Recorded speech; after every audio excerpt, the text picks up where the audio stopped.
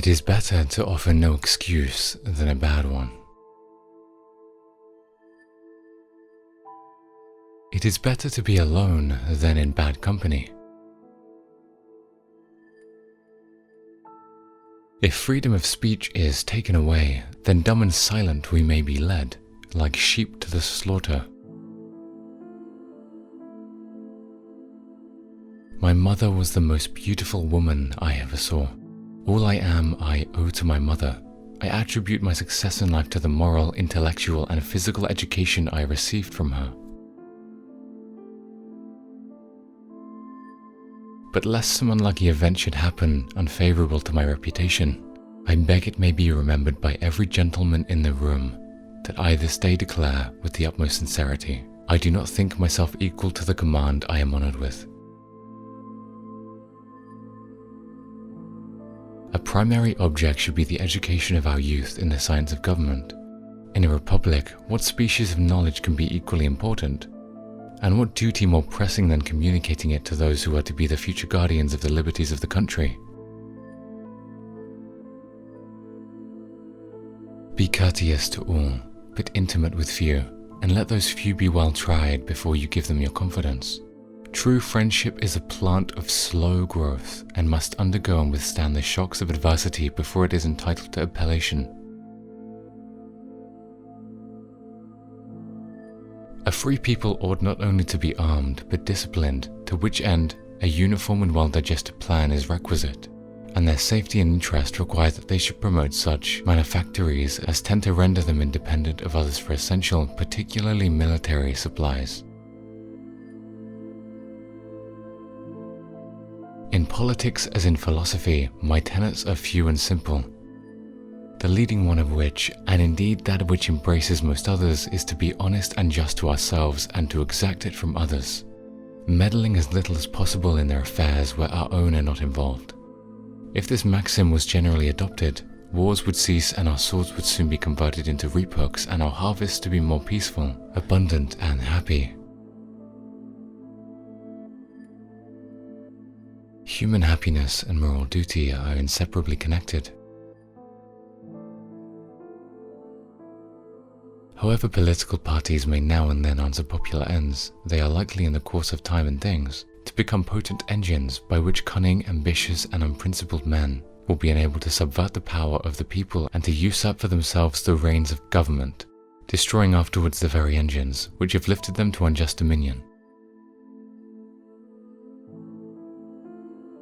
99% of failures come from people who make excuses. I hope I shall possess firmness and virtue enough to maintain what I consider the most enviable of all titles, the character of an honest man. There is nothing which can better deserve our patronage than the promotion of science and literature. Knowledge in every country is the surest basis of public happiness. Guard against the impostures of pretended patriotism. Labor to keep alive in your breast that little spark of celestial fire called conscience. Perseverance and spirit have done wonders in all ages. Associate yourself with men of good quality if you esteem your own reputation, for it is better to be alone than in bad company. Let us therefore animate and encourage each other, and show the whole world that a free man, contending for liberty on his own ground, is superior to any slavish mercenary on earth. Few men have virtue to withstand the highest bidder. A sensible woman can never be happy with a fool. Experience teaches us that it is much easier to prevent an enemy from posting themselves than it is to dislodge them after they have got possession. Happiness depends more upon the internal frame of a person's own mind than on the externals in the world. The harder the conflict, the greater the triumph. Worry is the interest paid by those who borrow trouble. The turning points of lives are not the great moments. The real crises are often concealed in occurrences so trivial in appearance that they pass unobserved. As mankind becomes more liberal, they'll be more apt to allow that all those who conduct themselves as worthy members of the community are equally entitled to the protections of civil government. I hope ever to see America among the foremost nations of justice and liberality. If we desire to avoid insult, we must be able to repel it. If we desire to secure peace, one of the most powerful instruments of our rising prosperity, it must be known that we are at all times ready for war. I conceive that knowledge of books is the basis upon which other knowledge is to be built. Paper money has had the effect in your state that it will ever have, to ruin commerce, oppress the honest, and open the door to every species of fraud and injustice. To encourage literature and the arts is a duty which every good citizen owes to his country. Where are our men of abilities? Why do they not come forth to save their country? Be courteous to all, but intimate with few, and let those be well tried before you give them your confidence. We must consult our means rather than our wishes. Real men despise battle, but will never run from it. Discipline is the soul of an army. It makes small numbers formidable and esteemed to all. Citizens by birth or choice of a common country, that country has a right to concentrate your affections. The name of America, which belongs to you in your national capacity, must always exalt the pride of patriotism, more than any appellation derived from local discriminations.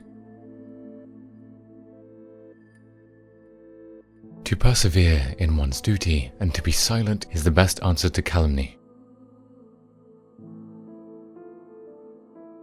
We should not look back unless it is to derive useful lessons from past errors and for the purpose of profiting by dearly bought experience. There is nothing so likely to produce peace as to be well prepared to meet the enemy. The nation which indulges towards an habitual hatred or an habitual fondness is in some degree a slave. It is a slave to its animosity or to its affection, either of which is sufficient to lead it astray from its duty and interest. The nation, prompted by ill will and resentment, sometimes impels to war the government, contrary to the best calculations of policy. The government sometimes participates in the national propensity and adopts through passion what reason would reject at other times. It makes the animosity of the nation subservient to projects of hostility instigated by pride, ambition, and other sinister and pernicious motives. The peace often, sometimes perhaps the liberty, of nations has been the victim.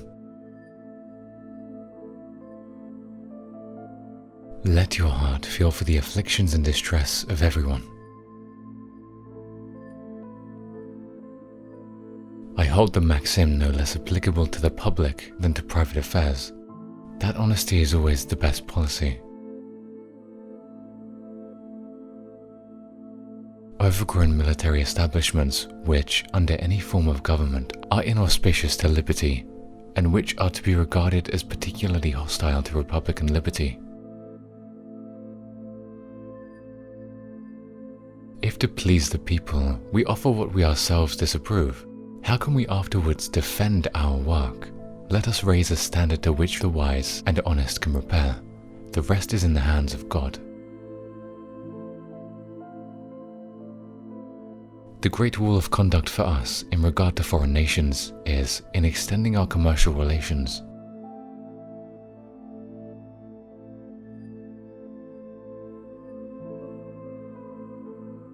It is substantially true that virtue or morality is a necessary spring of popular government. The rule, indeed, extends with more or less force to every species of free government. To enlarge the sphere of social happiness is worthy of the benevolent design of a Masonic institution, and it is most fervently to be wished that the conduct of every member of the fraternity, as well as those publications, to discover the principles which actuate them,